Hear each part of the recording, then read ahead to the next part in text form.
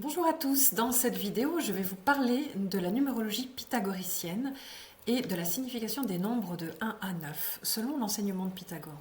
Il faut savoir que Pythagore est considéré comme le père de la numérologie, sachant que la numérologie remonte finalement à la nuit des temps. Nous la mettons en lien avec Pythagore puisqu'il a effectivement apporté énormément de choses à la dimension des nombres et de la signification des nombres. Et en même temps, la numérologie et surtout les nombres étaient utilisés bien avant Pythagore. Alors pourquoi Pythagore? Parce que finalement, il est connu pour son célèbre théorème, le théorème de Pythagore, et donc les mathématiques. Mais Pythagore était un homme non seulement de science, mais également de philosophie, et puis qui était également spirituel. Donc il a fondé une école de sagesse. Donc il a vécu au VIe siècle avant notre ère et il a fondé une école de sagesse qui se situe actuellement dans le sud de l'Italie, qui était à l'époque considérée comme la Grèce. Et dans cette école, il y a transmis tous les enseignements qu'il a appris, intégrés, découverts au fur et à mesure de ses nombreux voyages et de tous les maîtres et les prêtres qu'il a rencontrés à l'époque.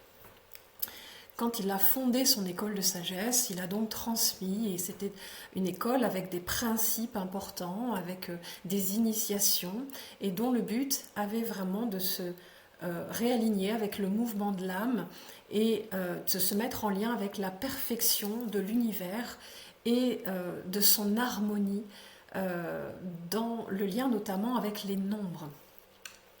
Donc les nombres sont finalement plus que des symboles mathématiques qui nous permettent de calculer. À ce moment-là, on appelle ça des chiffres. Ils nous permettent, oui, de calculer, de compter, voilà, d'être plutôt dans une quantité. Et quand on va parler de la qualité, eh bien, on va parler du nombre. La quantité et la forme, on va la mettre plutôt au niveau du chiffre. Et la qualité, la profondeur et l'énergie, on va parler du nombre. Le nombre nous transmet une énergie et finalement il devient en cela un archétype. Il devient en cela porteur d'une énergie, d'une vibration qui existe depuis la nuit des temps et à laquelle on peut se relier par le biais de pratiques, par le biais d'intentions, par différentes façons, et notamment en étudiant les nombres. Eh bien, on se relie à leurs propriétés, c'est ce que proposait Pythagore, et c'est ce que également nous proposons quand on étudie la numérologie. Finalement, on se relie aux vibrations des nombres. Alors, il y a des numérologies dans lesquelles on va se relier davantage à la vibration des chiffres. Et puis en numérologie de la métamorphose, moi ce qui m'inspire et ce à quoi j'aspire profondément, c'est de transmettre la vibration des nombres parce que ce sont des maîtres. À mon sens, ce sont des serviteurs qui viennent nous montrer, nous proposer un chemin et nous proposer un déroulement fluide et pour aller vers plus d'harmonie dans notre vie. Ils ne viennent pas nous enfermer dans une prédiction, dans un destin ou dans un comportement, mais plutôt les nombres sont porteurs vraiment d'un espace de réconciliation avec soi, avec ses potentiels, afin vraiment de se libérer de toutes les limitations auxquelles on adhère, les croyances limitantes, et de reconnecter et de déployer ses potentiels du point de vue de l'âme. Alors, effectivement, selon Pythagore, les nombres avaient une signification profonde qui vient structurer et influencer la réalité. Et à étudier les nombres et entrer en contact avec leur vibration permettait d'harmoniser sa vie et finalement de retrouver ce contact avec l'harmonie, la perfection, l'ordre que nous avons dans l'univers et qui règne autour de nous par le biais de la nature, on le voit, de ce naturel, de cet ordre qui règne naturellement tout autour de nous. Tout est ordre, tout est perfection. Et l'enseignement de Pythagore était de nous remettre en connexion avec ces grands principes, ces grandes lois universelles. C'est une sagesse universelle avec laquelle il remettait en contact par son enseignement. Alors, il a utilisé différentes formes et nous avons entre autres donc l'enseignement de Pythagore, en tout cas, parlait des formes géométriques, il faisait des liens avec les formes géométriques, entre autres. Alors là, je vous ai mis à l'écran pour vous donner une représentation, mais ce n'est pas tout à fait comme ça que le représentait Pythagore, mais nous pouvons nous apercevoir que si on part du 1, bon là il y a le 0 c'est un cercle, si on parle du 1, effectivement le 1 c'est le point. Et le 2, eh bien, selon Pythagore, c'était la ligne. Et on étudie justement que dans le 2, on part du point, le 1, le je.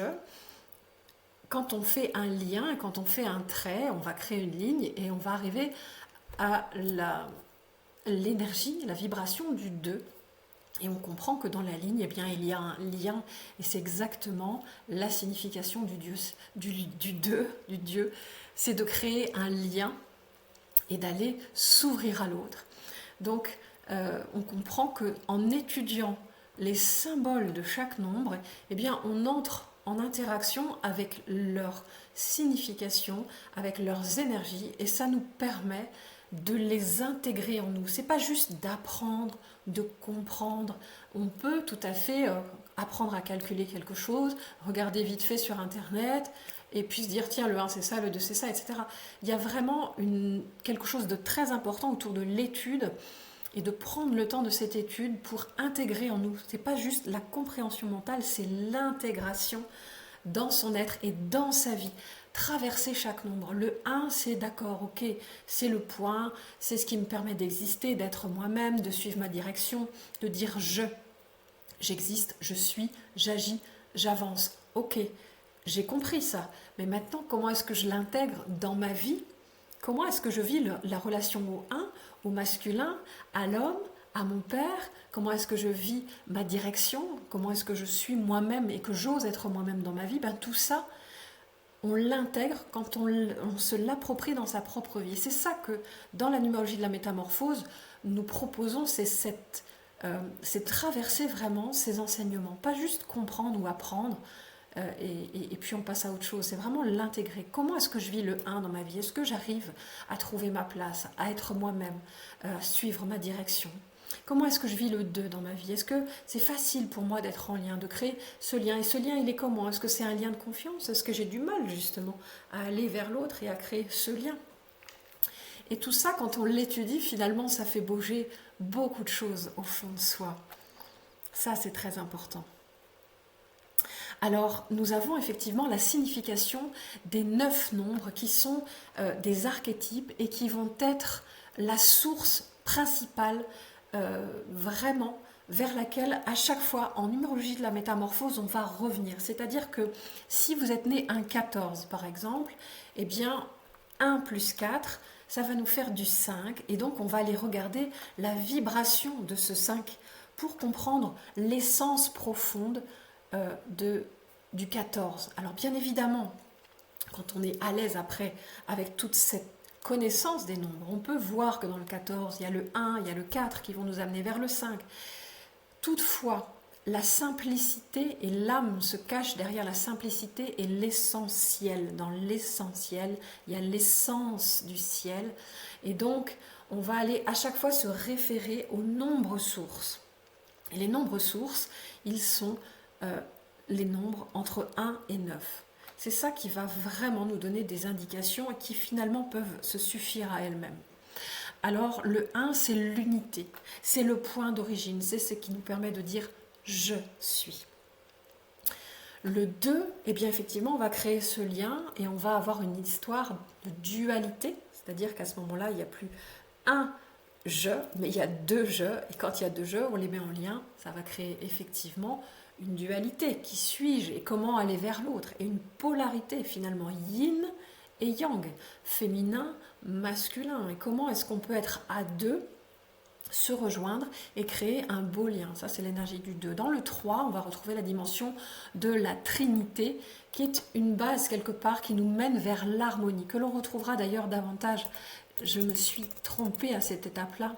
La Trinité qui va nous amener dans le 33, notamment vers le 6, l'harmonie du 6. Mais effectivement, c'était pour les pythagoriciens un début d'harmonie. La Trinité, c'est-à-dire qu'il y a eu le 1 qui a créé un lien vers le 2.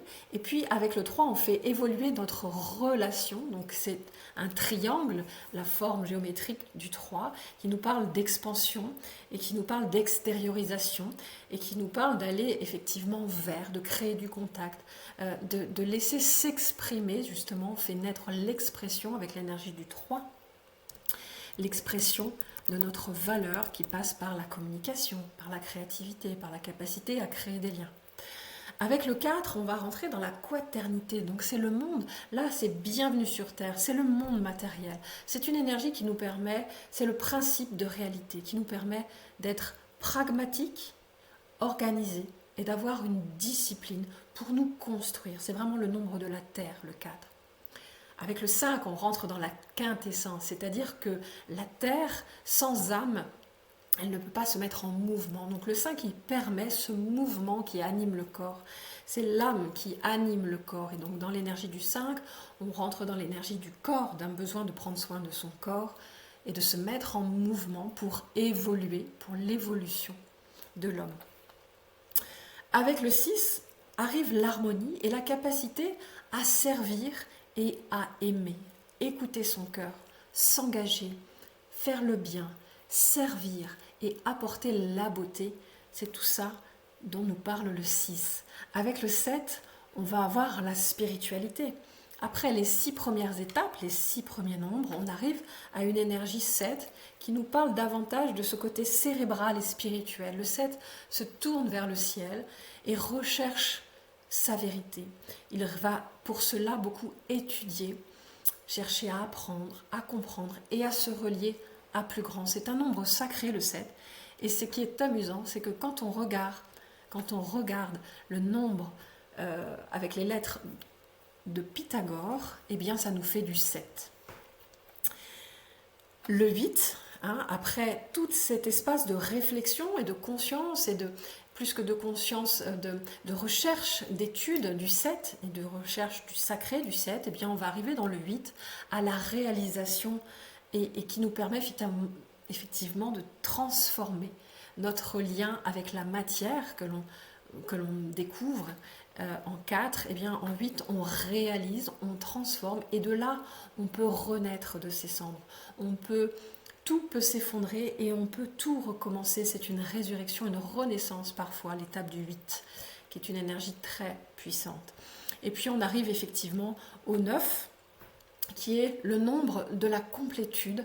À l'étape du 9, c'est tout est dans tout et je suis complet. J'ai réintégré toutes les parties de moi. C'est vraiment la réintégration totale et on va rentrer dans la dimension de l'ouverture de la conscience, de l'élévation de la conscience et d'un besoin finalement d'apporter, de transmettre tout cela aux autres, au monde. Donc c'est une énergie extrêmement humaniste, altruiste et qui parle de sagesse universelle. Donc voilà les 9 symboliques de chacun des 9 nombres qui sont vraiment les 9 archétypes vers lesquels on peut totalement se retourner pour interpréter sa date de naissance, son nom, son prénom. On peut effectivement révéler des aspects profonds de notre existence, de notre personnalité, pour comprendre qu'est-ce qu'on est venu apprendre, vivre, quels sont nos talents, quelles sont nos voies de réalisation, nos pistes de développement. Avec une date de naissance, avec les noms et prénoms de naissance, eh bien, on peut explorer tout ça, on peut explorer nos cycles de vie, on peut explorer les ententes relationnelles. Quand on entre en lien avec quelqu'un, eh bien, de quoi parle notre relation? Qu'est-ce qu'on vient apprendre ensemble? Qu'est-ce qu'on a besoin peut-être de guérir ensemble? Et quels sont nos points de vigilance? Quels sont nos points, au contraire, d'évolution? Et puis, ça nous permet même d'aller étudier comment faire croître mon entreprise. Quand on étudie aussi la date, on pourrait dire de naissance, en tout cas la date de création de l'entreprise, la date de démarrage, eh bien on va voir quels sont les freins, quels sont les potentiels, quel est le potentiel de croissance de l'entreprise, de quoi ça parle, quels sont les actes à mettre en place, quel est du point de vue du chef d'entreprise. Et ça de manière très je dirais, simple, toujours pareil, en simplicité. On n'est pas obligé de rentrer dans des grands axes d'entrepreneur, mais de comprendre simplement certaines stratégies, certains axes de développement de l'entreprise à travers l'étude de ces nombres et des nombres de sa création. Vous voyez, c'est très simple et pourtant très puissant, surtout quand on y met de la conscience et qu'on utilise ces nombres au service de quelque chose qui est porteur d'évolution. Alors si vous voulez en savoir plus et découvrir à mes côtés toute la dimension vibratoire de l'enseignement de Pythagore, je vous propose de nous rejoindre sur un voyage, un séminaire initiatique qui aura lieu du 21 au 26 septembre 2024 prochain. Alors, ce qu'il faut savoir, c'est qu'on ne va pas faire de la numérologie, on ne va pas étudier ou calculer comment on fait la mission, comment, etc. Ça, c'est proposé dans le cadre d'autres formations à l'école de la numérologie de la métamorphose. On va plutôt rentrer dans quelque chose de vibratoire, un peu comme on remonte dans les couloirs du temps et on se remet en contact et en connexion avec les enseignements de Pythagore. Pour cela, on va retourner sur les lieux de son école, de là où il a créé son école. Donc ça va être un voyage très puissant, très fort et unique parce que je n'en ferai pas d'autres. Quand je reçois comme ça des informations et des messages sur des voyages à mettre en place et des destinations à mettre en place, c'est à chaque fois des destinations uniques. Je ne réitère pas mes voyages puisque chaque expérience est à vivre une fois.